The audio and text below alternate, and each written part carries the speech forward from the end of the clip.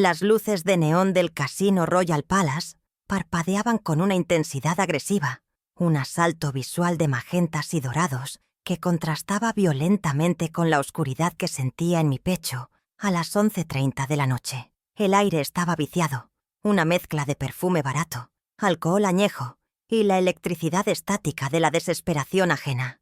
Pero yo apenas podía respirar mientras me apretaba contra la superficie fría de una columna decorativa falsa.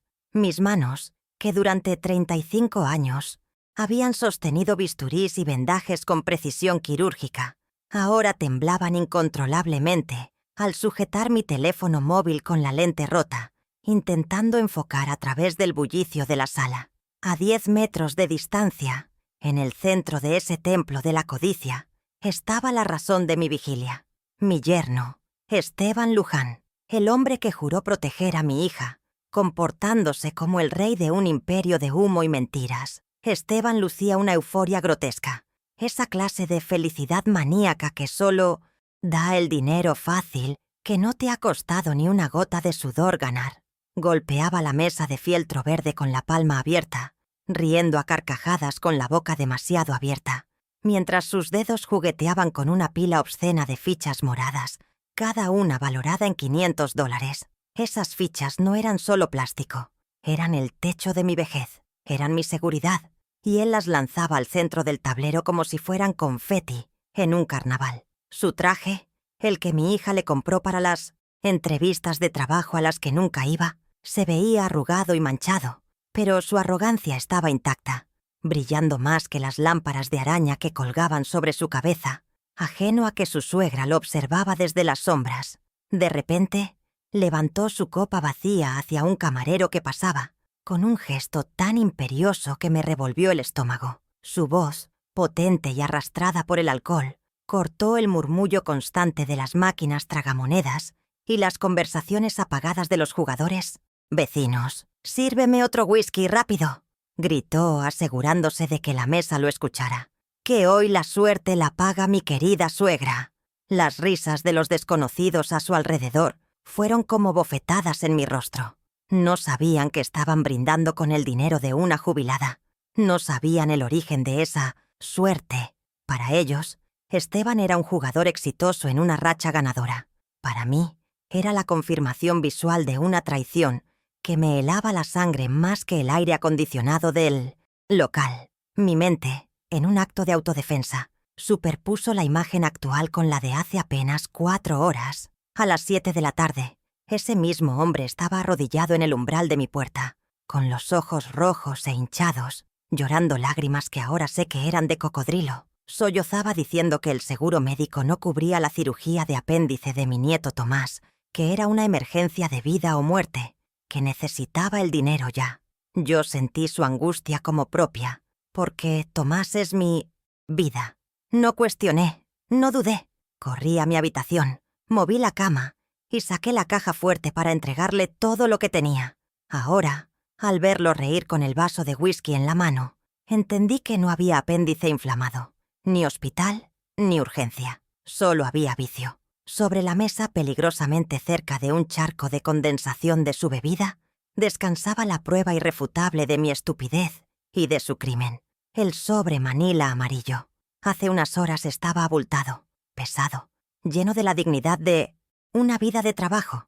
Ahora yacía abierto, flácido y prácticamente vacío, como un cadáver destripado. Ese sobre había contenido $15,000 en efectivo, billetes que habían sido alisados y contados por mis manos llenas de artritis, guardados mes a mes, turno tras turno. Ver ese objeto tan familiar en un entorno tan hostil, rodeado de cartas de póker y ceniceros llenos, fue el ancla visual que transformó mi tristeza inicial en una furia fría y calculadora, una indignación contenida que me enderezó la espalda. Nadie en ese casino podía ver lo que realmente representaban esas fichas moradas que Esteban empujaba con desdén hacia la casilla de las apuestas. No veían mis 35 años como enfermera de turno nocturno, limpiando enfermos, soportando guardias de 12 horas, perdiéndome las navidades y los cumpleaños para asegurar mi futuro. No veían el auto que vendí tras la muerte de mi esposo para tener ese colchón de seguridad. Cada ficha que él apostaba era un mes de mi vida, un sacrificio de mi difunto marido, una renuncia personal. Él no estaba jugando con dinero, estaba jugando con mi tiempo, con mi pasado y, lo que es peor, con la herencia y el bienestar futuro de su propio hijo, mi nieto Tomás, a quien usó como escudo humano para su estafa. Mi pulso se aceleró, no por miedo, sino por la adrenalina de la cacería. El guardia de seguridad, don Rogelio Cárdenas, un antiguo vecino que conocía mis luchas, me había dejado pasar sin registrarme, dándome esta oportunidad única. Desde mi escondite, ajusté el enfoque de la cámara de mi celular. Necesitaba que se viera todo. La fecha en la pantalla de seguridad del fondo, la hora, 11:35 p.m., el vaso de alcohol y, sobre todo, su cara. Necesitaba capturar la mentira en alta definición. Mi respiración se volvió rítmica, controlada, una técnica que aprendí en la sala de emergencias para no colapsar ante el trauma. Aquí no había sangre visible, pero la hemorragia financiera era mortal y yo era la única que podía detenerla. Esteban hizo un movimiento brusco, empujando una torre de fichas a una sola jugada, una apuesta suicida que hizo jadear a una mujer con vestido de lentejuelas a su lado. El croupier, un hombre con rostro de piedra, lo miró con una mezcla de lástima profesional y desinterés mientras repartía las cartas. La tensión en la mesa era palpable. Todos contenían el aliento esperando el resultado del azar. Todos menos yo. A mí no me importaba si ganaba o perdía esa mano específica. Él ya había perdido algo mucho más valioso que el dinero esa noche. Había perdido su máscara. La presión social del entorno, las miradas de envidia y asombro de los otros jugadores solo alimentaban su ego, cegándolo ante el peligro real que lo acechaba a 10 metros de distancia. Cualquier otra suegra habría entrado gritando, armando un escándalo, volcando la mesa y exigiendo el dinero de vuelta. Pero yo no soy cualquier suegra, y la Amalia que lloraba en la puerta de su casa había desaparecido. Mientras el croupier revelaba la carta y Esteban soltaba una maldición golpeando la mesa, yo terminé de grabar, guardé el video y me deslicé más profundo en la sombra de la columna. Hace 4 horas, esas mismas manos me rogaban llorando por la vida de mi nieto, pensé, sintiendo cómo la voz en off de mi conciencia narraba el inicio de mi venganza. Ahora, cada ficha que apuesta es un pedazo de mi vejez que voy a recuperar, centavo a centavo. No iba a gritar, iba a destruir su mentira con la precisión de un bisturí. Mientras Esteban veía girar la ruleta, yo veía girar las manecillas del reloj de pared en la sala de enfermería del Hospital General, marcando las 3 de la mañana durante 35 años consecutivos. Esos $15,000 no eran simplemente papel moneda impreso por un banco central, eran la materialización física de 12.700 noches sin dormir, de navidades cenando sándwiches fríos en una sala de guardia y de cumpleaños de mi propia hija que me perdí por cubrir turnos dobles. Cada billete que él sostenía con sus dedos grasientos tenía el peso invisible de las sábanas sucias que cambié, de los pacientes terminales que consolé cuando sus familias no estaban, y de las varices que ahora recorren mis piernas como un mapa de carreteras de mi sacrificio laboral. Recuerdo con una claridad dolorosa el olor a desinfectante y la luz fluorescente parpadeante que me acompañó durante décadas, un contraste brutal con el lujo fingido de este casino. Mi espalda, ahora encorvada y adolorida, cargó con pacientes de 80 kilos para que no se llagaran en las camas, destrozando mis discos vertebrales a cambio de un salario que apenas cubría la hipoteca y la educación de María Fernanda. No había bonos de productividad ni cestas de Navidad. Mi único lujo era depositar religiosamente el 10% de mi sueldo en esa caja fuerte bajo la cama, soñando con una vejez donde no tuviera que contar las monedas para comprar el pan o las medicinas para mi presión arterial. La acumulación de ese dinero fue una maratón de privaciones silenciosas que nadie, y mucho menos mi yerno, se molestó nunca en notar. Durante los últimos 15 años, no he pisado una playa, ni he entrado en una tienda de ropa para comprar algo que no estuviera en liquidación del 50%. Mis amigas se jubilaban y viajaban a Cancún o visitaban nietos en otras ciudades. Yo me quedaba en casa, zurciendo abrigos viejos y apagando las luces de las habitaciones vacías para ahorrar en la factura eléctrica. Cada centavo ahorrado era una pequeña victoria contra el miedo a la pobreza, un ladrillo más en la muralla que construí para proteger a mi familia de cualquier eventualidad trágica. El golpe más duro para esos ahorros, y a la vez el aporte más significativo, vino tras la muerte de mi esposo Roberto hace 5 años. Cuando él falleció, me dejó un vacío en el alma y un viejo Toyota Corolla del año 98 en el garaje. A pesar de que amaba ese auto, porque era donde habíamos hecho nuestros pocos viajes familiares, lo vendí por $4.200 en efectivo a un mecánico del barrio. Sentí que vendía una parte de mi historia con Roberto, pero me consolé pensando que ese dinero estaría seguro para emergencias reales. Tomé ese fajo de billetes, todavía oliendo aceite de motor y nostalgia, y lo sumé al fondo de la caja fuerte, sin imaginar que terminaría financiando una noche de vicio. Entonces apareció Esteban en la vida de mi hija, con su sonrisa de vendedor de autos usados y sus trajes que siempre parecían un poco más caros de lo que él podía permitirse. Al principio su encanto funcionó. Se presentaba como un emprendedor visionario, con múltiples proyectos en gestación, desde importación de tecnología hasta criptomonedas. Pero yo, con mi ojo clínico entrenado para detectar síntomas ocultos, empecé a notar las pequeñas hemorragias financieras que provocaba en nuestra economía doméstica. No era un gran robo al principio, sino un goteo constante, una erosión lenta y calculada de mi paciencia y de mi billetera que nadie más parecía ver. El patrón comenzó de manera casi imperceptible hace 3 años, con solicitudes que parecían inofensivas y circunstanciales. Suegra, me olvidé la tarjeta en la oficina y necesito pagar un envío de aduana urgente. ¿Me presta $200 hasta el viernes?, me decía con esa cara de urgencia fingida.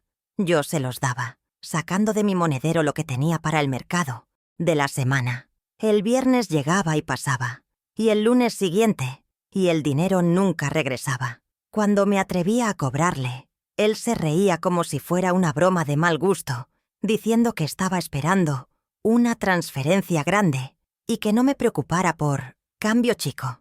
Las cenas familiares se convirtieron en un teatro del absurdo, donde yo siempre terminaba pagando la entrada. Esteban elegía los restaurantes, siempre lugares de moda donde un plato de pasta costaba $30, y pedía los vinos más caros sin consultar. A la hora de la cuenta, que solía rondar los $180, invariablemente realizaba su actuación de billetera olvidada o tarjeta bloqueada por seguridad del banco. María Fernanda, agotada por sus jornadas de 12 horas en el bufete, suspiraba y me miraba con ojos de disculpa.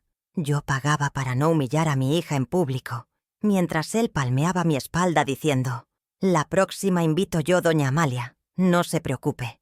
Lo más doloroso no era el dinero perdido en esas cenas, sino la manipulación psicológica que ejercía sobre mi hija para justificar su parasitismo. Si yo me negaba a prestarle $300 para su próxima gran inversión, él cambiaba su tono afable por uno venenoso. Delante de María Fernanda me llamaba tacaña y anticuada, sugiriendo que yo tenía una fortuna escondida y que disfrutaba viéndolos luchar. «¿Para qué quieres el dinero, Amalia? ¿Para llevártelo a la tumba?», decía con crueldad. Y mi hija, cegada por el amor o quizás por la necesidad de creer en él, guardaba silencio, validando tácitamente sus insultos. Esteban perfeccionó el arte de ser un mártir doméstico para encubrir su fracaso profesional. Mientras María Fernanda se consumía en una oficina de abogados junior, ganando un sueldo que apenas cubría sus gastos y los caprichos de él, Esteban se quedaba en casa supuestamente cuidando a Tomás y gestionando sus negocios. La realidad era que pasaba las mañanas durmiendo hasta las 11 y las tardes en reuniones, que sospechosamente siempre eran en cafeterías cerca de casas de apuestas. Sin embargo, usaba su rol de amo de casa como un escudo. «Yo sacrifico mi carrera por esta familia», repetía, haciéndole sentir a mi hija que ella le debía todo. La única razón por la que toleré sus desplantes y sus pequeños robos durante tanto tiempo Fue por mi nieto, Tomás. A pesar de sus defectos, Esteban era un padre presente en el parque. Le enseñó a andar en bicicleta y lo llevaba al fútbol. Esa era mi debilidad, mi talón de Aquiles. Yo estaba dispuesta a soportar ser la suegra tacaña y perder $200 aquí y allá, si eso significaba que mi nieto tenía una figura paterna y mi hija tenía paz mental. Pero Esteban confundió mi paciencia con estupidez y mi amor por Tomás con una debilidad explotable sin límites, cruzando una línea sagrada al inventar una enfermedad. Llegar a la suma de $15,000 me tomó exactamente 10 años de disciplina espartana tras la muerte de Roberto. Cada billete de $100 en ese sobre representaba una decisión consciente de no gastar, no cambiar las cortinas viejas, no arreglar la gotera del baño, cocinar en casa en lugar de pedir comida. Era mi fondo de por si acaso, diseñado para una catástrofe real, como un cáncer o un accidente grave. Ver ahora cómo ese esfuerzo de una década se disolvía en cuestión de minutos sobre un paño verde me provocaba una náusea física, más intensa que cualquier cosa que hubiera sentido en la sala de urgencias. Volviendo a la realidad del casino, miré la hora en mi celular.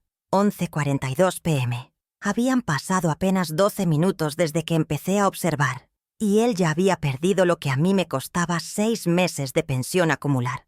La disparidad entre el esfuerzo de ganarlo y la facilidad de perderlo era obscena. Él no estaba apostando dinero, estaba apostando mi vida, mi tiempo en la tierra, y lo hacía con una sonrisa en los labios. Pero lo que Esteban no sabía es que esos 35 años de enfermería no solo me enseñaron a curar, también me enseñaron a mantener la calma mientras la sangre corre y a saber exactamente dónde cortar para extirpar un tumor maligno. Salí del casino con el sigilo de un fantasma, sintiendo cómo el aire frío de la noche golpeaba mi rostro y limpiaba mis pulmones del humo viciado de aquel antro. Mis manos todavía temblaban, no por el frío, sino por la repulsión visceral de haber compartido el mismo oxígeno que mi yerno mientras él despilfarraba mi vida.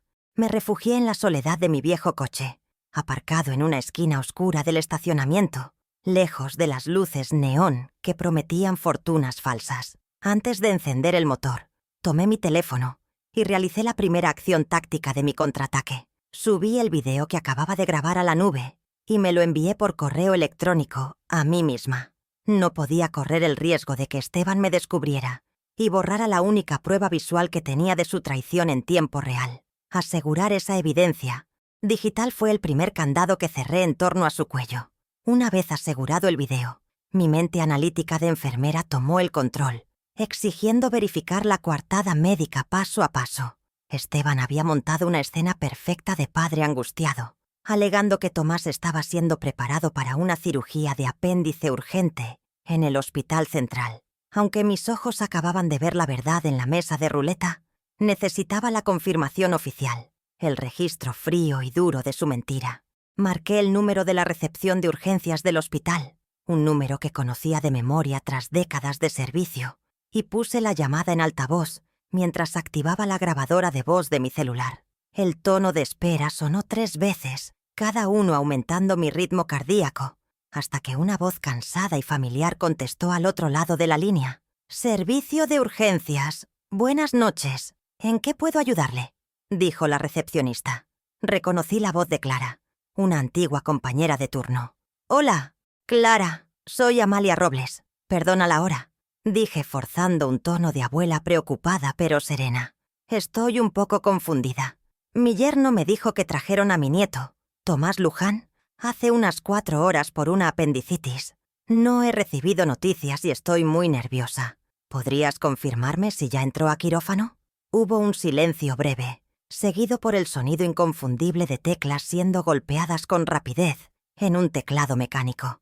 Esos segundos de búsqueda en la base de datos se sintieron eternos, como si el destino de mi familia dependiera de lo que apareciera en esa pantalla.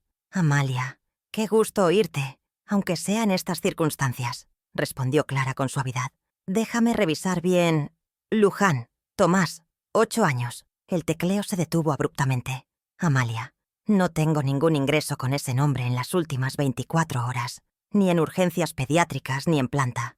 He revisado el sistema central y no hay nada. ¿Estás segura de que vinieron a este hospital? La confirmación verbal fue como un mazo golpeando la mesa de un juez. No hay registro de ingreso. La frase resonó en el pequeño habitáculo de mi coche. Quizás entendí mal con los nervios, Clara. Gracias por verificar. Mentí para proteger la dignidad de mi hija, aunque por dentro hervía. Si necesitas que llame a otros hospitales de la red, avísame, ofreció ella amablemente. No te preocupes, debe ser un error mío. Buenas noches. Colgué y detuve la grabación inmediatamente. Ahora tenía 2 pruebas, la visual del pecado y la auditiva de la mentira. Tenía la factura inexistente del hospital en formato de audio, una evidencia irrefutable de que la emergencia médica fue una invención cruel, diseñada específicamente para saquear mis ahorros. Miré hacia la entrada del casino, imaginando a Esteban todavía allí dentro, riendo y bebiendo, seguro de que su suegra estaba en casa, rezando por la salud de un niño que probablemente estaba durmiendo tranquilo en su cama. La indignación, lejos de paralizarme, me inyectó una dosis de energía fría. Si había mentido sobre esto con tanta facilidad, ¿qué más estaba ocultando? La respuesta, intuí, no estaba en el casino, sino en su territorio personal. Fijé mi vista en el SUV negro de Esteban, estacionado arrogantemente ocupando 2 espacios cerca de la entrada VIP, a pesar de que él no era VIP en absoluto. Ese coche era su orgullo, su símbolo de estatus, comprado con préstamos que mi hija estaba pagando. Sabía que él guardaba allí su vida de negocios, lejos de los ojos de María Fernanda. Busqué en mi llavero la copia de la llave de su auto, una que él mismo me había dado hace 2 años, para emergencias con el niño, un gesto que ahora se volvía en su contra. Salí de mi coche y caminé hacia el suyo, sintiéndome como una espía en territorio enemigo. La noche me cubría, y el guardia de seguridad, mi aliado don Rogelio, miró hacia otro lado, dándome vía libre para inspeccionar. Abrí la puerta del conductor del SUV y fui golpeada de inmediato por un olor rancio a colonia barata mezclada con tabaco y comida rápida, el aroma de su doble vida. El interior estaba en un caos controlado. Vasos de café vacíos, envoltorios de hamburguesas y papeles arrugados en el suelo. Me senté en el asiento del copiloto, dejando la puerta entreabierta para tener luz, y comencé mi búsqueda. No buscaba nada en particular, y a la vez buscaba todo. Abrí la guantera, esperando encontrar manuales o quizás multas de tráfico, pero estaba repleta de servilletas y recibos de gasolineras lejanas. Empecé a filtrar la basura, mis dedos moviéndose con la destreza de quien busca una vena difícil. Entre un montón de facturas de lavado de autos, mis dedos tocaron un papel con una textura diferente, más pequeño y rígido. Lo saqué a la luz tenue del estacionamiento. Era un recibo de color rosa pálido, con el logotipo de Empeños La Solución Rápida.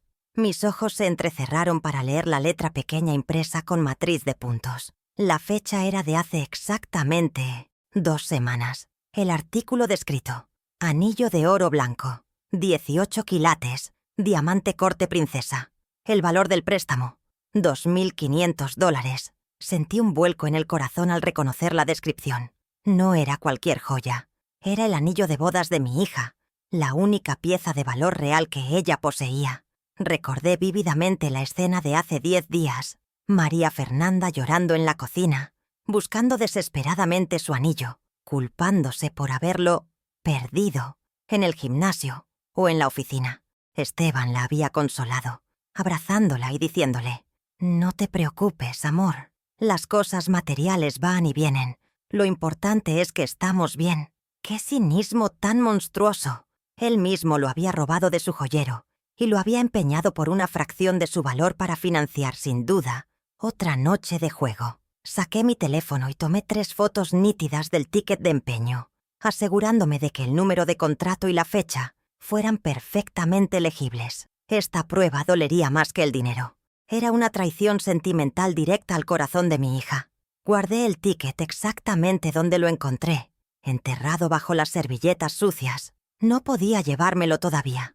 Necesitaba que él se sintiera seguro, que creyera que sus secretos seguían a salvo en su desorden. Pero mi instinto me decía que esto era solo la punta del iceberg. Un hombre que empeña la alianza de su esposa y finge la enfermedad de su hijo no se detiene ahí. Necesita cantidades mayores para mantener la fantasía. Miré hacia el asiento trasero. Juguetes de Tomás esparcidos, una silla de seguridad infantil. Todo parecía normal. La fachada del padre perfecto. Pero había un lugar más donde ocultar los cadáveres financieros. El maletero. Salí del vehículo y me dirigí a la parte trasera. Abrí el maletero con suavidad, rezando para que no hiciera ruido. A primera vista, solo había una bolsa de gimnasio y unas herramientas. Levanté la alfombra que cubre la llanta de repuesto. Un escondite clásico que cualquier madre conoce. Allí, apretado entre el gato hidráulico y la llanta, había un portafolio de plástico azul, abultado y polvoriento. Lo saqué con cuidado, sintiendo que pesaba más de lo que debería. Al abrirlo, no encontré contratos de sus supuestos negocios internacionales ni planes de inversión. Encontré el infierno financiero impreso, en papel bond. El primer documento que vi tenía un sello rojo alarmante en la esquina superior derecha. Aviso final. Ejecución hipotecaria inminente. Mis manos empezaron a sudar frío mientras leía el encabezado. Era una carta del Banco Nacional dirigida a María Fernanda Luján y Esteban Luján. La fecha era de hace 3 días. El contenido era aterrador. 4 meses de atraso en el pago de la hipoteca. La deuda acumulada por intereses moratorios y cuotas impagas ascendía a más de $12,000, pero lo peor era el saldo total exigible si no se regularizaba la situación, $120,000. El banco les daba un plazo fatal de 30 días antes de iniciar el desalojo y subastar la propiedad. Mi mente se nubló por un segundo. La casa, el hogar de mi hija y mi nieto. Yo pensaba que la hipoteca se pagaba automáticamente del sueldo de María Fernanda, pero entonces recordé que hace un año Esteban la convenció de que él se encargaría de las finanzas del hogar para quitarle carga mental a ella. Ahora entendía la estrategia. Él interceptaba el correo, ocultaba las notificaciones y usaba el dinero de la cuota mensual para el casino. Mi hija estaba viviendo en una casa que ya casi no era suya, trabajando 12 horas diarias para pagar una deuda que solo crecía, totalmente ignorante de que estaba al borde de la calle. Seguí pasando las hojas del portafolio, buscando más. Encontré la solicitud original de una segunda hipoteca, firmada hace 6 meses. Mis ojos se clavaron en la firma al final de la página. María Fernanda Luján. Conozco la firma de mi hija mejor que la mía. Tiene una curva específica en la M y un rasgo final, ascendente. La firma en ese papel era una imitación torpe, temblorosa, hecha por alguien que intentaba copiar un trazo sin la fluidez natural del dueño. Esteban no solo era un ladrón y un mentiroso, era un falsificador. Había cometido un delito federal usando el nombre de su esposa para endeudar aún más el patrimonio familiar. Coloqué los documentos sobre la alfombra del maletero y los fotografié uno por uno, con la precisión de un forense documentando una escena del crimen. Me aseguré de capturar el sello de aviso final, los montos de la deuda, las fechas de vencimiento y, sobre todo, esa firma falsificada que lo condenaría legalmente. Sentí una mezcla de terror y alivio. Terror por la magnitud del desastre. $120,000 en riesgo. Una casa a punto de perderse. Alivio porque ahora sabía la verdad completa. Ya no eran sospechas de una suegra tacaña. Eran hechos probados, documentados y listos para ser expuestos. El rompecabezas estaba casi completo. Tenía el vídeo del casino, el destino del dinero, el audio del hospital, la mentira de origen, el ticket de empeño, el robo sentimental y la carta del banco, la ruina patrimonial. Cada pieza revelaba una capa más profunda de la podredumbre moral de Esteban. Él no solo tenía un problema de juego, era un sociópata que estaba desmantelando sistemáticamente la vida de mi hija para alimentar su vicio. Y lo más aterrador era que, según la carta del banco, nos quedaban menos de 30 días antes de que el sheriff tocara a la puerta para echarlos a la calle. El tiempo jugaba en nuestra contra.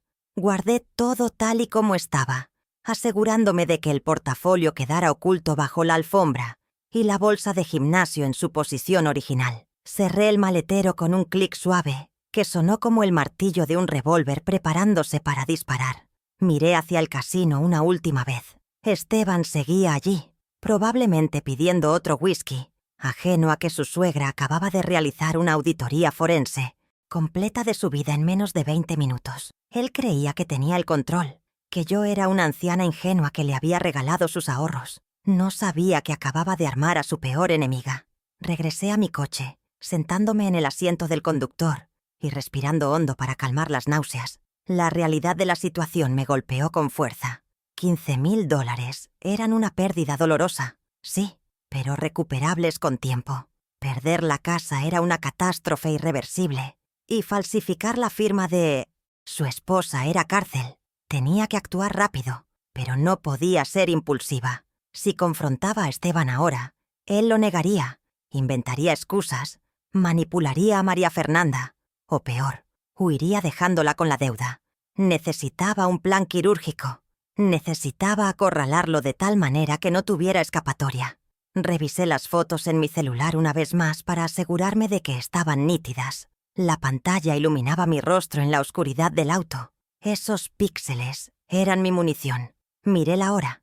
12:15 AM. La noche era joven para un jugador, pero para mí, la cuenta regresiva había comenzado.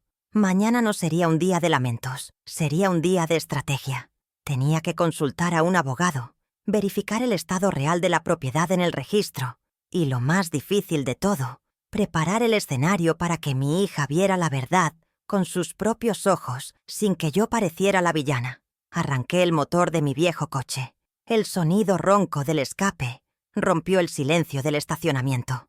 Mientras conducía hacia la salida, pasando junto al brillante letrero del Casino Royal Palace, hice una promesa silenciosa a mi nieto y a mi hija.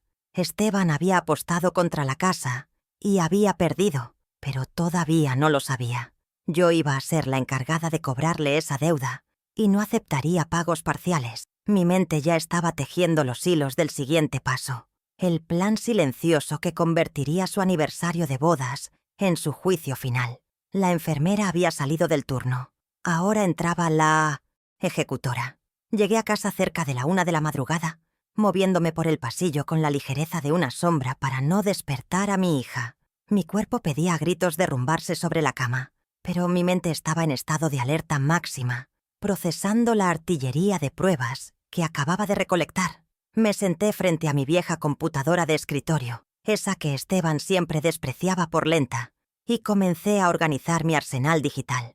Transferí las fotos del ticket de empeño y la carta de ejecución hipotecaria a una carpeta encriptada, protegiéndola con una contraseña que solo yo conocía, la fecha de nacimiento de Tomás. Mientras la barra de carga avanzaba, sentí una extraña mezcla de dolor y poder. Tenía en mis manos la munición necesaria para destruir la vida de mi yerno, pero también la única llave para salvar el futuro de mi hija. La tentación de despertar a María Fernanda esa misma noche fue abrumadora.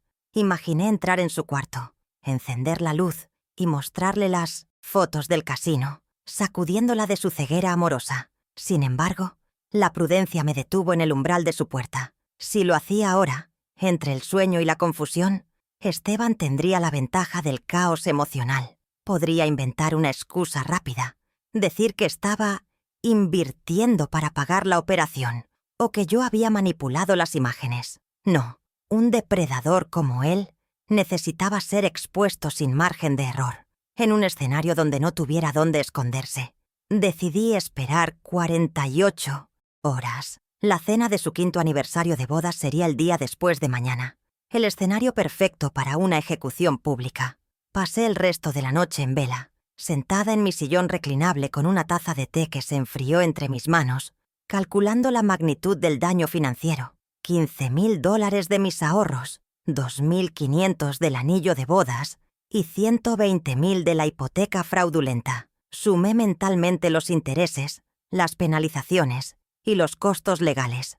La cifra total rozaba los $150,000. Esteban no solo nos había robado, nos había hipotecado el futuro por las próximas 2 décadas. Cada minuto que pasaba Mi tristeza se calcificaba convirtiéndose en una determinación fría y dura como el acero. No iba a permitir que mi nieto creciera en la calle por culpa de un ludópata. A las 7 de la mañana escuché el sonido de la llave en la cerradura. Esteban entraba, arrastrando los pies, con la camisa fuera del pantalón y el rostro demacrado. Me encontró en la cocina, preparando café como si fuera una mañana cualquiera. Él se tensó al verme, pero rápidamente compuso su máscara de padre mártir. «¿Cómo está Tomás?», le pregunté sin voltear a verlo, concentrándome en el goteo de la cafetera para no saltarle al cuello. «La operación fue complicada, suegra, pero salió bien. Me quedé toda la noche en la sala de espera rezando». Mintió con una fluidez que me heló la sangre. Apestaba a tabaco y alcohol, pero él juraba que era el olor del hospital. Le serví una taza de café negro, mirándolo directamente a los ojos por primera vez. «¿Y el dinero? ¿Alcanzó para todo?», inquirí con voz suave. Él tomó un sorbo, quemándose los labios, y asintió con gravedad. «Justo, doña Amalia. Hasta el último centavo se fue en los honorarios del cirujano y los insumos. Gracias por salvar a su nieto». Sentí un asco profundo, físico, al ver cómo utilizaba a su propio hijo como coartada para su vicio.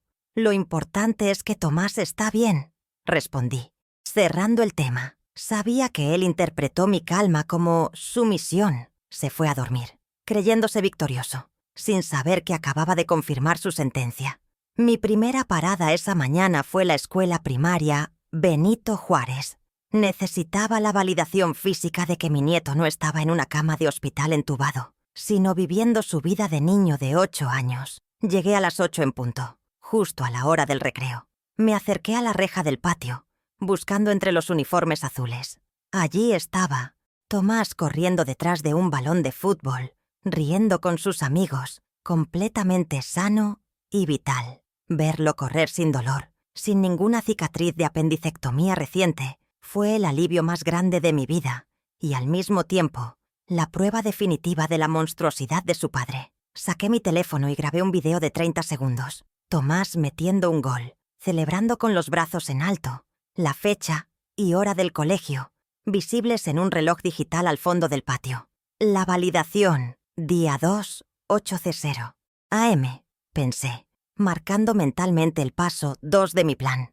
Mientras lo grababa sentí una punzada de dolor por María Fernanda.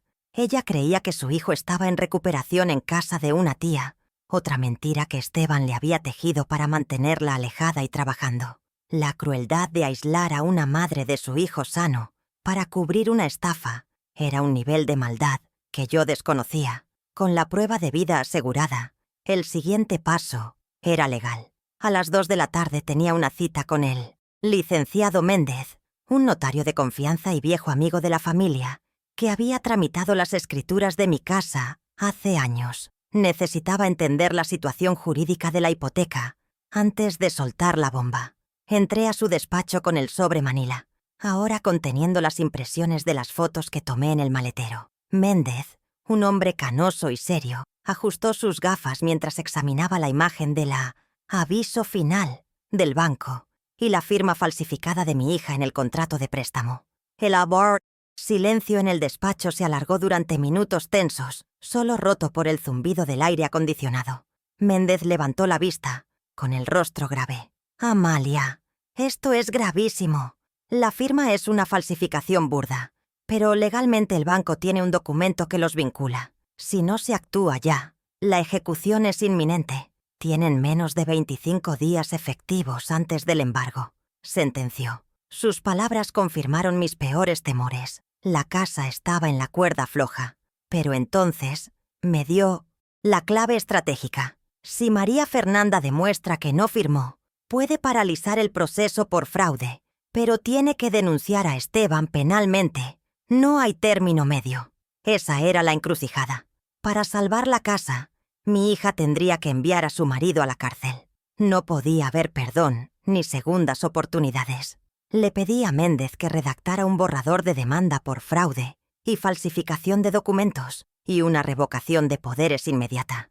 «Quiero que tengas todo listo para firmar mañana a primera hora», le instruí. Él asintió imprimiendo los documentos. Salí de su oficina con una carpeta azul bajo el brazo. La espada que María Fernanda tendría que blandir para cortar la cabeza del dragón. Ya no era solo una cuestión de dinero. Era una guerra por la libertad patrimonial de mi hija. De regreso a casa pasé por un café internet para imprimir todas las evidencias en alta calidad. No quería mostrar pantallas de celular borrosas en la cena. Quería papel, documentos tangibles que pudieran tocarse y leerse. Imprimí el registro de no ingreso del hospital, las fotos del casino, el ticket de empeño ampliado y la carta del banco. Compré una carpeta de cuero elegante, de esas que usan los ejecutivos para cerrar tratos millonarios. Organicé los documentos en orden cronológico de impacto. Primero la mentira emocional, luego el robo sentimental y finalmente la ruina financiera. Era una narrativa de destrucción diseñada para ser leída en 5 minutos. Esa noche, durante la cena en casa, lancé el anzuelo para el clímax. María Fernanda llegó agotada del trabajo, con ojeras profundas. Esteban, descansado tras dormir todo el día, estaba jugando con Tomás, que ya había regresado de la escuela, supuestamente dado de alta. Mientras servía la sopa, dije con tono casual: «Mañana es su 5º aniversario, ¿verdad? Me gustaría invitarles a cenar a todos en la Dolce Vita. Yo pago». Esteban levantó la ceja, sorprendido por mi generosidad repentina. «Vaya, suegra, ¿se sacó la lotería?», bromeó con sarcasmo. Yo sonreí, una sonrisa gélida que no llegó a mis ojos. «Algo así. Quiero celebrar que la familia sigue unida y que Tomás está sano.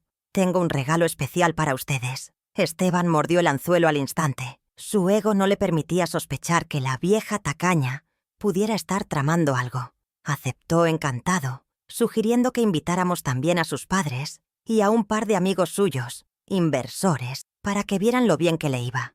«Perfecto», dije. «Cuanta más gente, mejor». En mi mente traduje eso a: «Cuantos más testigos, más irreversible será tu caída». Él mismo estaba ampliando la audiencia de su propia humillación pública. Mi hija, agradecida, me apretó la mano. «Gracias, mamá, necesito distraerme». Sentí culpa por lo que iba a hacerle pasar, pero sabía que era la única forma de despertarla de la pesadilla. El día 3 amaneció con un cielo gris y plomizo, reflejando mi estado de ánimo. Dediqué la mañana a la logística final. Llamé al restaurante La Dolce Vita y reservé el salón privado que tenía una pantalla de televisión grande para presentaciones familiares. Pedí verificar si podía conectar mi teléfono para mostrar un video conmemorativo de la pareja. El gerente, amable, me confirmó que tenían sistema HDMI y Bluetooth. «Excelente», respondí. «Será un video que nunca olvidarán». La tecnología estaba lista. El escenario estaba listo. Solo faltaba que los actores subieran al escenario para la última función. A media tarde, mientras Esteban se duchaba cantando, aproveché para realizar una última inspección rápida. Fui a su despacho improvisado en la sala y busqué su chequera. Estaba ahí, sobre el escritorio. Al abrirla, confirmé lo que sospechaba. Los últimos talones estaban arrancados sin registro. Tomé una foto rápida. No era una prueba nueva, pero servía para reforzar el patrón de descontrol. Cada pequeño detalle sumaba peso a la balanza de la justicia que yo estaba a punto de inclinar. Me sentía como una fiscal preparando su alegato final, repasando cada punto para no dejar ni una grieta por donde la defensa pudiera colarse. Luego, me dediqué a mí misma. Me duché con agua fría para agudizar mis sentidos. Elegí mi mejor vestido, un traje sastre azul marino que usaba para las reuniones importantes del sindicato de enfermeras, y me maquillé con sobriedad. No iba vestida de abuela, iba vestida de autoridad. Me puse el collar de perlas falsas que Roberto me regaló en nuestro aniversario, usándolo como un amuleto de fuerza. Al mirarme al espejo no vi a una mujer de 68 años cansada. Vi a una matriarca dispuesta a defender su territorio con uñas y dientes. «Hoy se acaba la mentira», me dije a mi reflejo. Cuando salí a la sala, Esteban ya estaba listo, luciendo un traje que probablemente también había pagado con mi dinero. «¿Lista, suegra? Hoy va a ser una gran noche», dijo con esa sonrisa de vendedor que tanto odiaba. Sí, Esteban, respondí con calma, acariciando el bolso, donde llevaba la carpeta de cuero y mi teléfono cargado al 100%. Va a ser una noche inolvidable, te lo aseguro. María Fernanda nos miró, percibiendo una tensión en el aire que no lograba descifrar, pero no dijo nada. Tomás se quedó con una niñera de confianza. Era mejor así. Los niños no deberían ver cómo se desmoronan sus ídolos. El viaje en coche hacia el restaurante fue silencioso por mi parte. Esteban no paraba de hablar de sus proyectos y de cómo el próximo año nos llevaría todos a Europa. Mi hija asentía, cansada pero esperanzada, creyendo en las fantasías que él le vendía. Yo miraba por la ventana, contando los postes de luz, controlando mi respiración. Cada mentira que él soltaba en ese trayecto era un clavo más en su ataúd. Estaba tan confiado, tan seguro de su impunidad, que resultaba patético. No tenía idea de que estaba sentado al lado de su verdugo y que el regalo especial que yo llevaba en el bolso era su sentencia de destierro. Al llegar al restaurante, el ambiente era cálido y acogedor, con olor a albahaca y pan recién horneado. Los invitados ya estaban allí. Los padres de Esteban, una pareja mayor que lo idolatraba, y dos amigos suyos de aspecto dudoso. Todos nos saludaron con efusividad. Esteban pidió la carta de vinos más cara sin consultarme, asumiendo que mi invitación era un cheque en blanco. Lo dejé hacer. «Pide lo que quieras, Esteban», pensé. «Es tu última cena». Me senté estratégicamente frente al televisor del salón privado, controlando el ángulo de visión de todos los presentes. Conecté discretamente mi teléfono al sistema del televisor, mientras todos se distraían con los aperitivos. La pantalla mostró un fondo de pantalla genérico de «Feliz aniversario», que yo había preparado como camuflaje. Todo estaba en posición. Mi corazón latía con fuerza, pero mis manos, entrenadas para encontrar venas en brazos colapsados, no temblaban. Estaba a punto de detonar una bomba nuclear en medio de la familia, y aunque sabía que la explosión nos alcanzaría a todos, era necesaria para limpiar los escombros y volver a construir. Miré a mi hija, que reía tímidamente ante un chiste de su suegro. Se veía tan frágil, tan confiada. Sentí un nudo en la garganta, sabiendo que en menos de una hora su mundo se vendría abajo.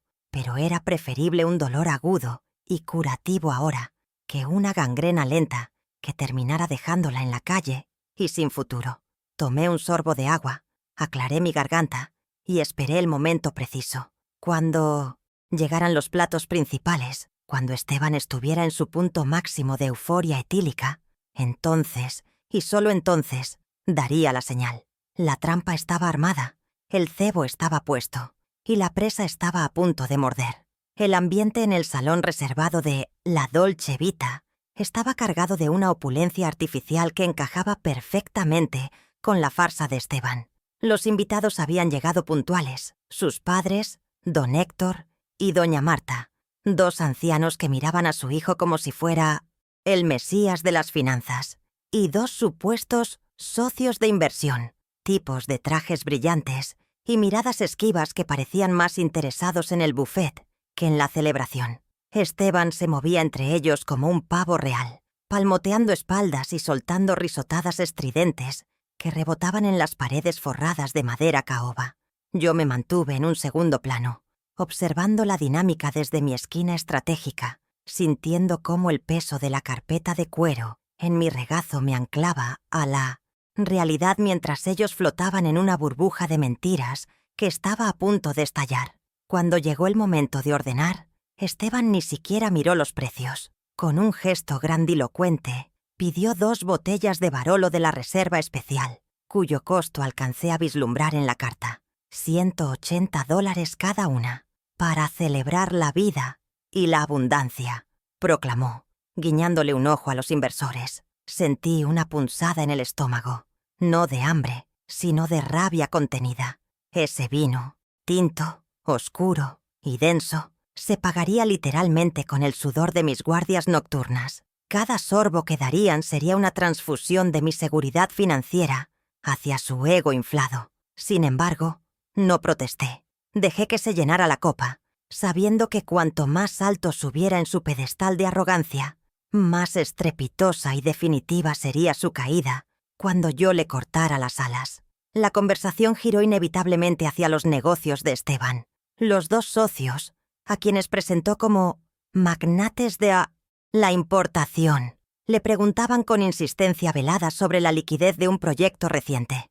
Esteban, visiblemente nervioso tras la primera copa, comenzó a tejer una red de excusas técnicas, usando términos como blockchain y apalancamiento para confundir a sus padres y a mi hija.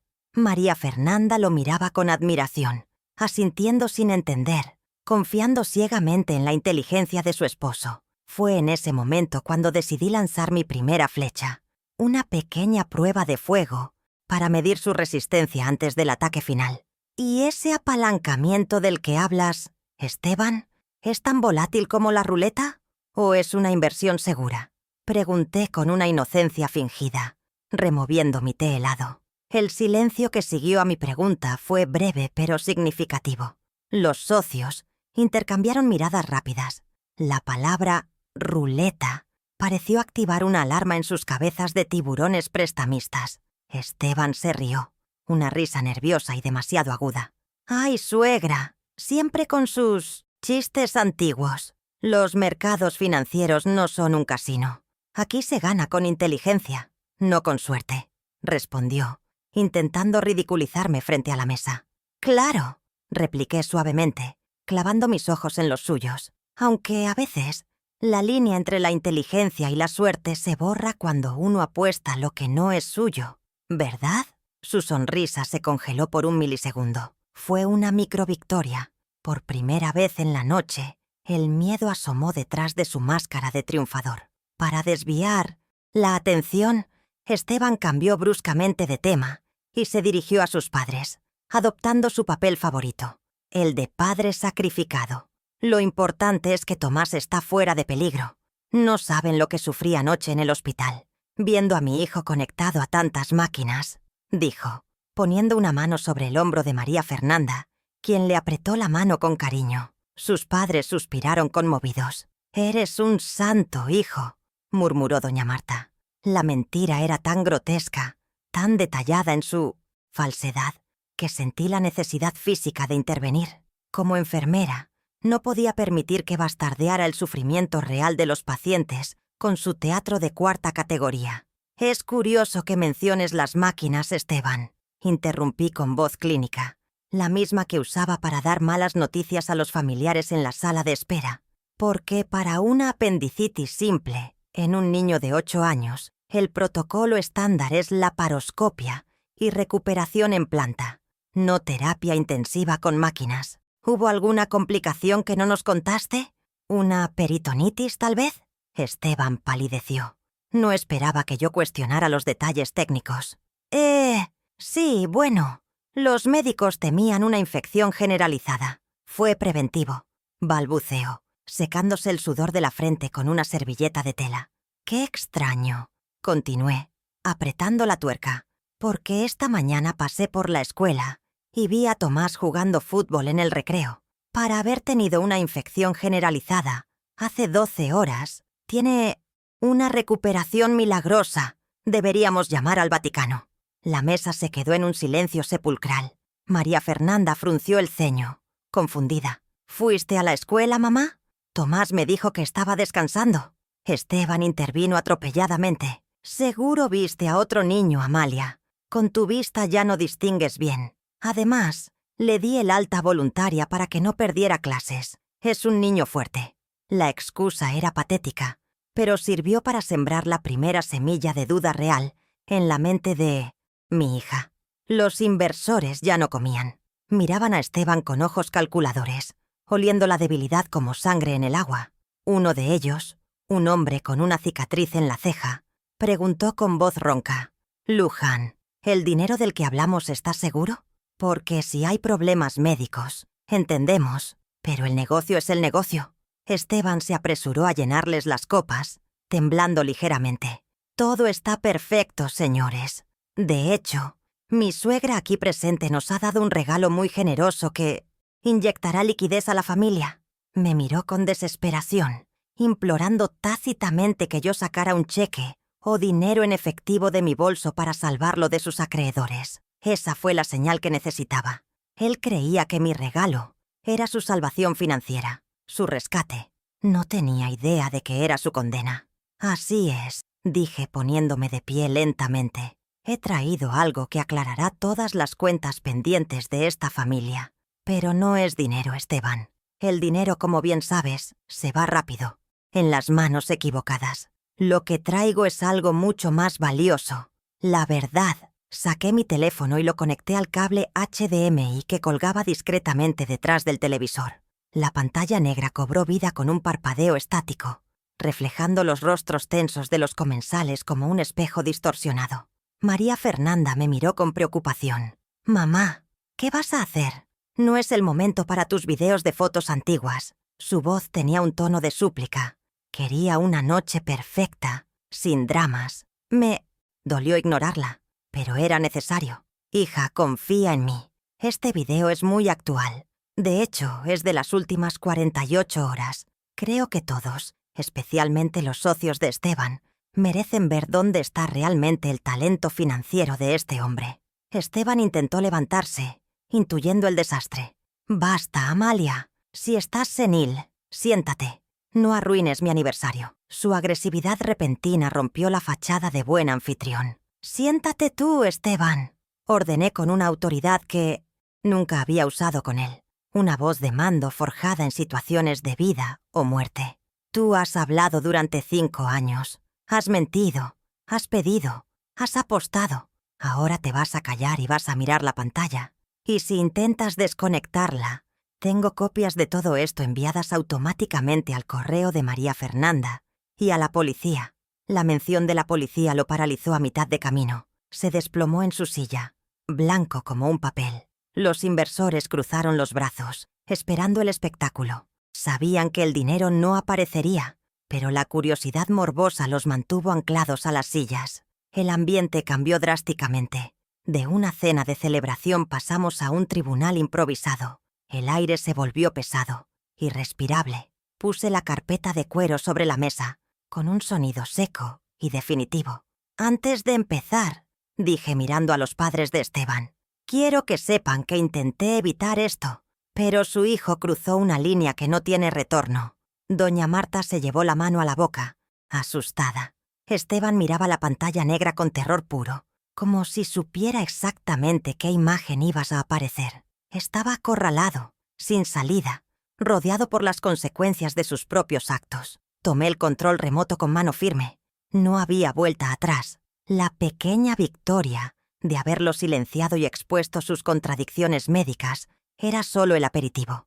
Ahora venía el plato fuerte. Miré a mi yerno a los ojos por última vez, antes de la ejecución mediática, y vi en ellos el vacío de un hombre que sabe que ha perdido todo, aunque todavía no entiende cómo. «Feliz aniversario, Esteban», susurré, y con un pulgar decidido, presioné el botón de play. La pantalla brilló, iluminando el salón con la luz fría de la evidencia, lista para demoler su vida pieza por pieza. La pantalla del televisor se iluminó de golpe, rompiendo la penumbra romántica del salón con el brillo crudo de la grabación digital. La imagen, nítida y estabilizada, mostraba el caos del Casino Royal Palace en todo su esplendor decadente. En el centro del encuadre, Esteban aparecía en alta definición, con la corbata desajustada y un vaso de whisky en la mano, lanzando una torre de fichas moradas sobre el paño verde.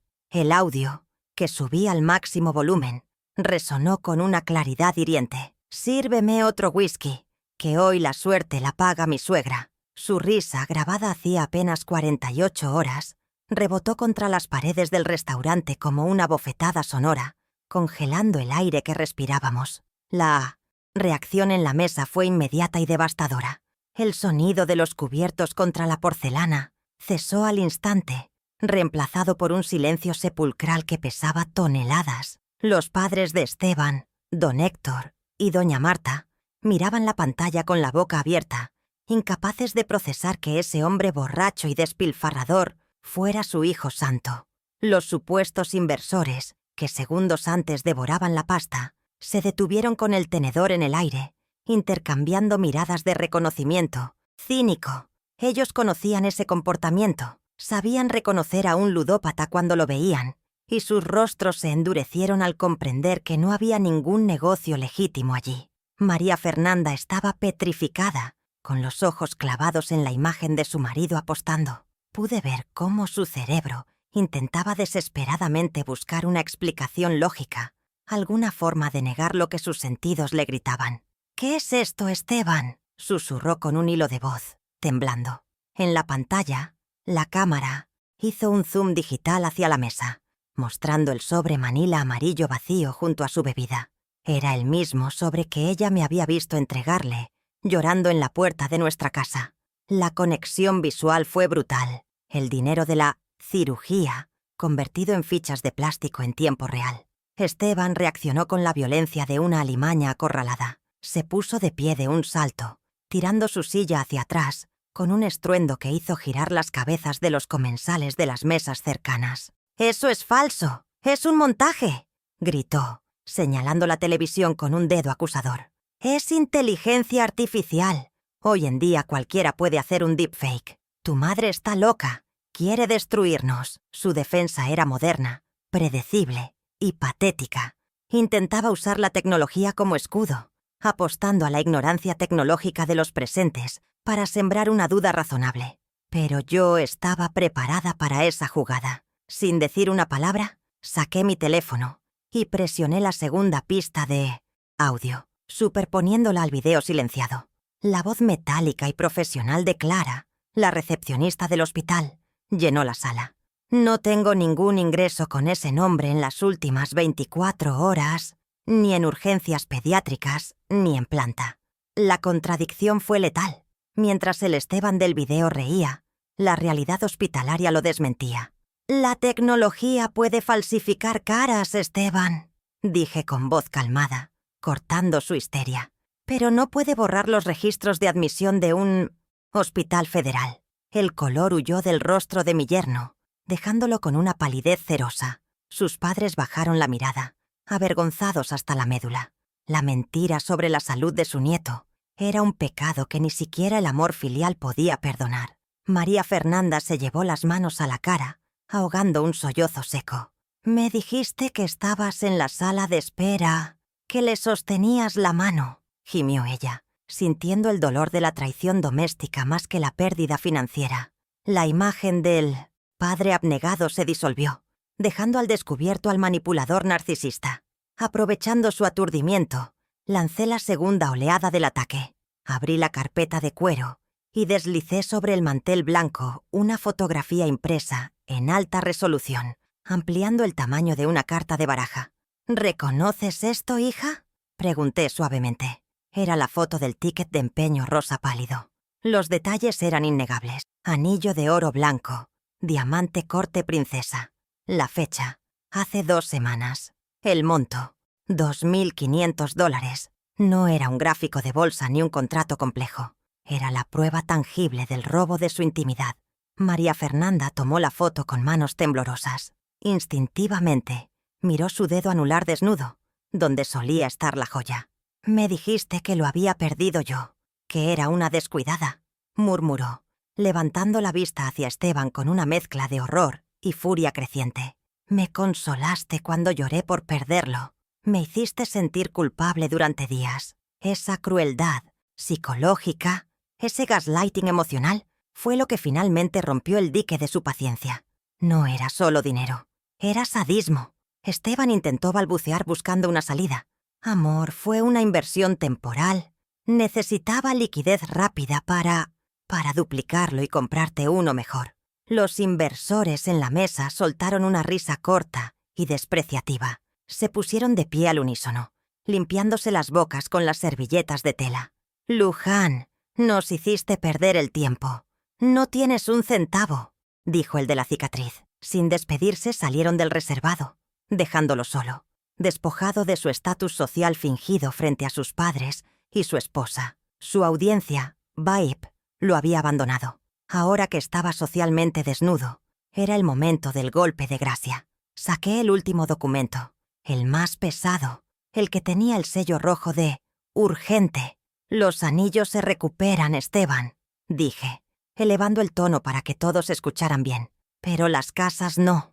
Puse la carta de ejecución hipotecaria frente a María Fernanda. Lee esto, hija. Lee el monto y la fecha límite. Ella leyó en voz alta, con la voz quebrada. Deuda total exigible, $120,000. Desalojo programado en 30 días. El grito ahogado de doña Marta resonó en el salón. «¡La casa del niño, Esteban, por Dios!», exclamó su madre. Esteban se quedó mudo, abriendo y cerrando la boca como un pez fuera del agua. Pero yo no había terminado. Señalé la parte inferior del documento de préstamo adjunto. «¡Y mírala! Firma María. Mira bien quién autorizó esa segunda hipoteca». Mi hija recorrió el papel con la mirada hasta detenerse en el trazo tembloroso que intentaba imitar su nombre. «Yo no firmé esto», dijo con firmeza, la abogada en ella despertando de su letargo. «Esta no es mi letra». «Exacto», confirmé, mirando a Esteban directamente a los ojos. «Eso se llama falsificación de documento mercantil y fraude agravado. En este estado, conlleva una pena de 3 a 5 años de prisión efectiva».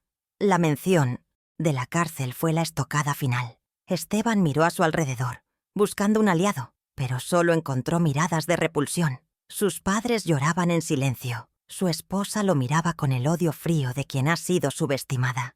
Ya no era el jefe de familia, era un criminal expuesto. María Fernanda se puso de pie, y por primera vez en años vi a la mujer fuerte que yo había criado, no a la esposa sumisa. Se quitó la servilleta del regazo y la tiró sobre la mesa como quien tira un guante de duelo. «Lárgate», dijo. Fue una palabra simple, pero cargada con la fuerza de una sentencia judicial. Esteban intentó acercarse con las manos extendidas. «Nanda, por favor, déjame explicarte. Es por nosotros. ¡Que te largues!», gritó ella. Y esta vez, todo el restaurante se giró para ver. «Sal de mi vida ahora mismo o llamo a la policía por fraude y te hago arrestar aquí mismo». Esteban retrocedió, asustado por la furia de su esposa. Se dio cuenta de que el juego había terminado. Intentó salvar lo poco que le quedaba, su dignidad material. «Bien, me voy, pero me llevo el coche. Lo necesito para trabajar», dijo con arrogancia, sacando las llaves del sub de su bolsillo. Era su último intento de control, su última ficha en el tablero. Se giró para irse, creyendo que al menos saldría motorizado de su derrota. Me interpuse en su camino, bloqueando la salida del reservado con mi cuerpo pequeño pero firme. «No, Esteban, no te llevas nada». Extendí mi mano abierta. «El sub está a mi nombre. ¿Recuerdas? Yo firmé el aval y la titularidad cuando no tenías crédito». Él se detuvo, apretando las mandíbulas. «Es mi coche, yo lo conduzco», escupió. «Era tu coche mientras eras parte de esta familia», corregí. «Ahora es propiedad privada, y tú no tienes autorización». Él se rió, una risa nerviosa. «¿Y qué vas a hacer? ¿Quitármelas a la fuerza?». Sonreí, y fue la sonrisa más fría de la noche. «No hace falta. Mientras veíamos el video, la grúa que llamé hace media hora ya se lo ha llevado del Xenot-Sirmes Ballet Parking. Les mostré el título de propiedad y tu falta de seguro. A estas alturas, tu oficina rodante ya debe estar entrando al corralón municipal». La cara de Esteban se descompuso. No solo perdía a su familia y su casa, perdía su movilidad, su caparazón. Los 3 golpes habían aterrizado con precisión matemática. El dinero de los ahorros expuesto, la casa salvada por la verdad y el coche confiscado por derecho. La tríada de consecuencias estaba completa. Esteban estaba financiera, legal y logísticamente destruido en menos de 15 minutos. Miró a sus padres, esperando que ellos intercedieran, pero don Héctor negó con la cabeza y apartó la vista, incapaz de defender lo indefendible. Estaba solo. «Dame las llaves de la casa, Esteban», exigió María Fernanda, extendiendo la mano. Él, derrotado, sacó el llavero y lo arrojó sobre la mesa con desprecio. Sin dinero, sin coche y sin llaves, era un hombre hueco. «Espero que estén felices», murmuró con veneno. «Me han arruinado». «Tú te arruinaste solo», le respondí. «Nosotras solo encendimos la luz». Esteban dio media vuelta y salió del reservado, caminando por el pasillo central del restaurante, bajo la mirada curiosa de 50 extraños. No caminaba con la arrogancia con la que entró. Arrastraba los pies, con los hombros caídos, reducido a la nada. Lo vimos salir por la puerta de cristal hacia la calle oscura, a pie, sin rumbo fijo. La silla eléctrica social había funcionado. El silencio volvió al salón, pero esta vez era un silencio de alivio, como el aire limpio después de una tormenta eléctrica. María Fernanda se desplomó en su silla, temblando, y rompió a llorar. Pero no era el llanto de víctima, era el llanto de la liberación. Me acerqué y la abracé con fuerza, sintiendo cómo sus lágrimas mojaban mi hombro. «Lo siento, mamá. Lo siento tanto», repetía. «No hay nada que sentir, mi amor», le susurré, acariciando su cabello. «Ya pasó. El cáncer ha sido extirpado». Sus padres se acercaron tímidamente, pidiendo perdón con la mirada. Asentí levemente. Después habría tiempo para sanar heridas familiares. Ahora lo importante era que el parásito estaba fuera. Miré la mesa llena de comida intacta y las botellas de vino abiertas. Había sido la cena más cara de mi vida, pero cada centavo había valido la pena. Habíamos perdido $15,000, sí, pero habíamos recuperado una vida entera.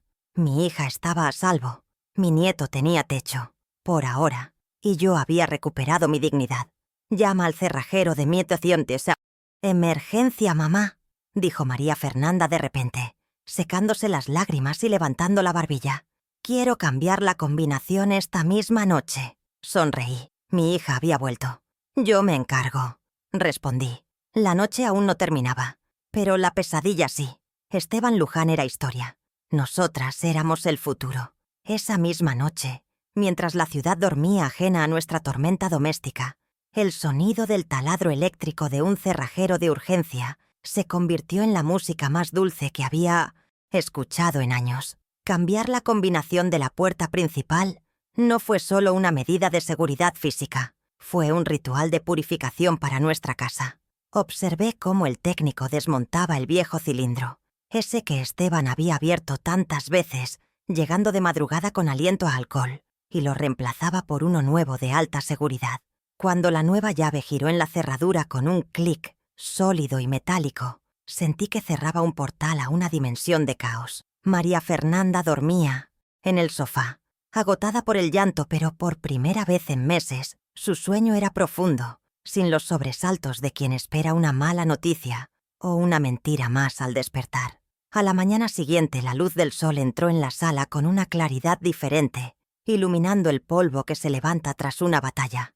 No hubo tiempo para la autocompasión. La realidad de la carta de ejecución hipotecaria seguía sobre la mesa como una bomba de tiempo con el contador en marcha. Nos presentamos en la sucursal del Banco Nacional a primera hora, con la dignidad de quien va a negociar un tratado de paz y no una rendición. El gerente nos recibió con frialdad, señalando los 4 meses de atraso y los $12,000 exigibles de inmediato para detener el proceso de embargo. María Fernanda bajó la cabeza, avergonzada, murmurando que no tenía esa liquidez porque Esteban había vaciado las cuentas conjuntas. El gerente comenzó a hablar de fechas de desalojo, pero yo levanté la mano para detenerlo. Fue entonces cuando revelé mi último secreto, uno que ni siquiera Esteban, con su olfato de sabueso para el dinero, había detectado.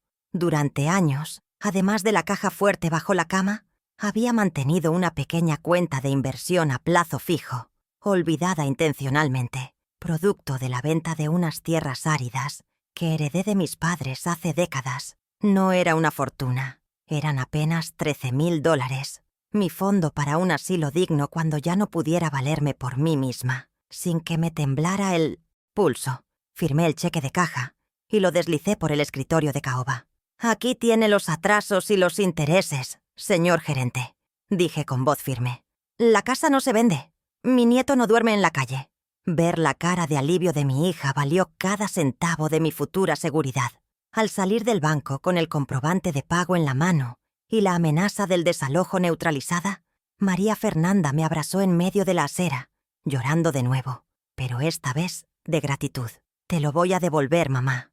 Te juro que te lo voy a devolver», sollozaba. Yo la sostuve, sabiendo que el dinero es papel que se imprime y se quema, pero la lealtad materna es el único oro que no se devalúa. «No me debes nada, hija. Solo me debes ser feliz y no dejar que nadie más te apague el brillo».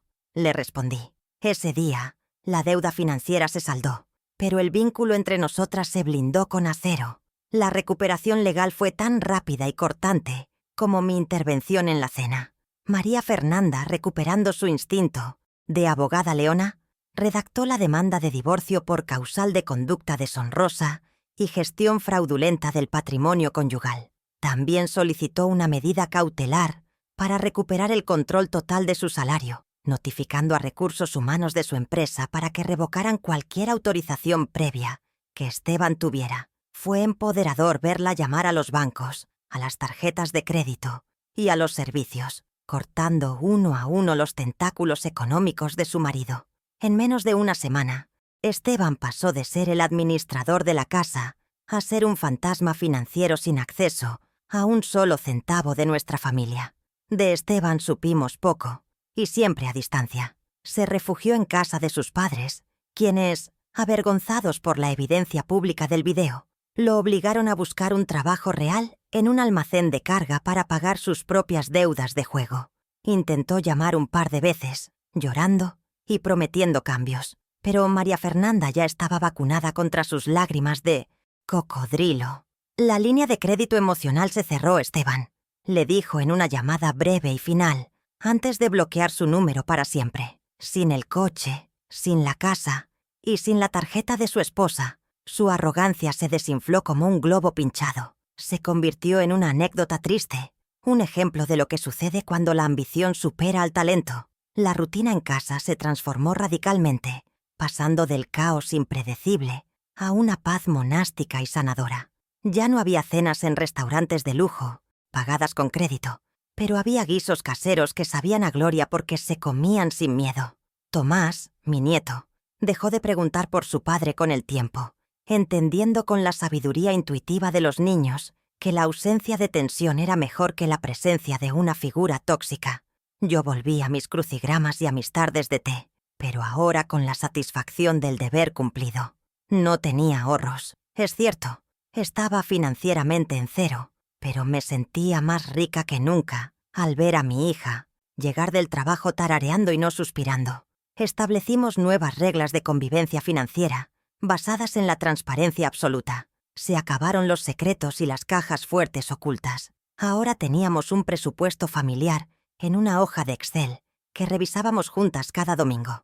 María Fernanda aprendió a valorar cada dólar que ganaba, entendiendo que el dinero no es para impresionar a desconocidos, sino para garantizar la tranquilidad de los propios. Verla tomar las riendas de su economía, pagando la hipoteca mes a mes con su propio esfuerzo, me llenó de un orgullo que ninguna carrera universitaria podría darme. Ella había recuperado su poder, y yo había sido el catalizador de esa metamorfosis. Una tarde lluviosa, unos 3 meses después del incidente, encontré a Tomás sentado en la mesa del comedor, luchando con su tarea de matemáticas. Mordía el lápiz con frustración, mirando una hoja llena de restas y divisiones complejas. «No entiendo, abuela. Los números se me mezclan», se quejó, a punto de rendirse. Me senté a su lado, sintiendo el eco de mi propia vida en esa escena simple. «Los números son tus mejores amigos, Tomás», le dije con suavidad, tomando el lápiz de su mano. «Si aprendes a controlarlos, nadie podrá engañarte nunca. Si no los controlas, ellos te controlan a ti». Empezamos a resolver los problemas juntos, uno a uno. Le enseñé que en las matemáticas como en la vida, no puedes gastar lo que no tienes, y que cada cifra debe tener un sustento real. Si tienes 5 manzanas y te piden 6, no puedes inventar la que falta, Tomás. Tienes que trabajar para conseguirla o decir que no. Le expliqué, usando una pedagogía que iba más allá de la aritmética escolar. Él me miró con sus grandes ojos oscuros, asintiendo, absorbiendo una lección de integridad que su padre nunca pudo darle. En ese momento, bajo la luz cálida de la lámpara de la cocina, sentí que el círculo se cerraba perfectamente. Miré a mi alrededor, a esa casa modesta pero segura, salvada de la voracidad del banco y del vicio. No había lujos, los muebles eran viejos y el coche en el garaje seguía siendo mi viejo cacharro. Pero el aire que respirábamos era puro. Había valido la pena cada sacrificio, cada turno de noche cada humillación tragada para llegar a este punto de equilibrio. La dignidad no es algo que se compra en un casino. Se construye ladrillo a ladrillo, decisión a decisión, y se defiende con uñas y dientes cuando alguien intenta arrebatártela. Yo era una vieja enfermera sin ahorros, pero era la arquitecta de la salvación de mi linaje. Tomás terminó su última suma y sonrió, orgulloso del resultado exacto. «¿Viste, abuela? Me dio 0. No sobra nada», celebró. Le acaricié el pelo pensando en la ironía. Esteban había buscado el infinito y terminó en 0. Nosotros buscamos el 0. 0 deudas, 0 mentiras, y encontramos el infinito. La paz mental no tiene precio de mercado.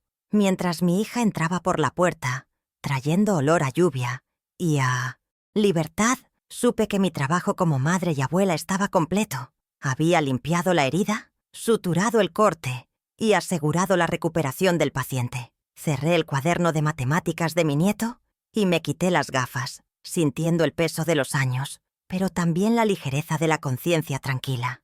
La vida nos había dado una lección dura, pero la habíamos aprobado con honores. No necesitábamos la suerte de la ruleta. Teníamos la certeza del trabajo y la verdad. Esteban creyó que podía apostar contra nosotras porque éramos mujeres solas, una vieja y una cansada. No sabía que la soledad te hace fuerte y que el cansancio te quita la paciencia para las tonterías. Aprendió por las malas que la banca no siempre gana. A veces gana la abuela. Me levanté para servir la cena y mientras ponía los platos en la mesa, pronuncié para mis adentros la frase que resumía nuestra odisea, una verdad que grabaría a fuego en la mente de mi nieto para que nunca siguiera los pasos de su padre. Miré a Tomás y a María Fernanda, sonriendo con esa calma feroz de quien ha sobrevivido al naufragio y ha llegado a la orilla. «Hijo, recuerda siempre esto. El dinero va y viene, se gana y se pierde en un segundo. Pero la dignidad de una familia no tiene precio y no se negocia. Y tu padre aprendió tarde que en esta vida con la abuela no se juega.